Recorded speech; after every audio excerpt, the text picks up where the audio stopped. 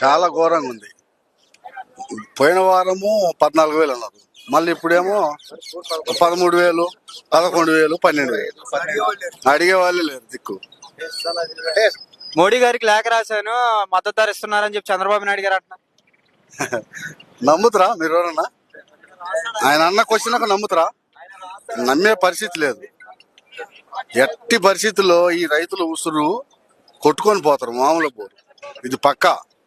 రైతులు ఇప్పుడు తాళేరుకోవాలా, నారు పోసిన కానించి మొదలు పెట్టుకుంటే 1,80,000 అవుతుంది ఒక ఎకరాకు.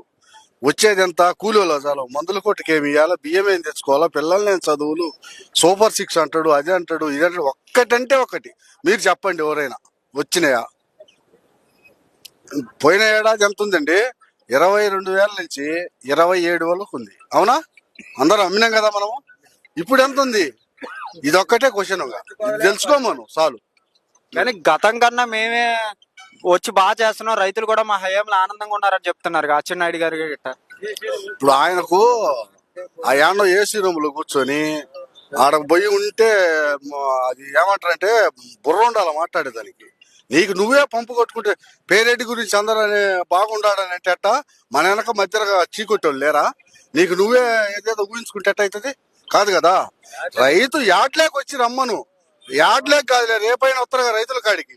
అప్పుడు నేను అదే అంటున్నా, మదుగులో పెట్టి అంటున్నా నేను, రైతుల ఉసురు తప్పదు. రేపు రైతుల కాడికి వస్తారు కదా, ఏం పెట్టుకొని వస్తారో ఇలా మొత్తము రెడీగా ఉన్నారు, తరిమి కొట్టడానికి రెడీగా ఉన్నారు, కంకణం కట్టుకొని ఉండరు, మైండ్ లో ఫిక్స్ అయింది. అది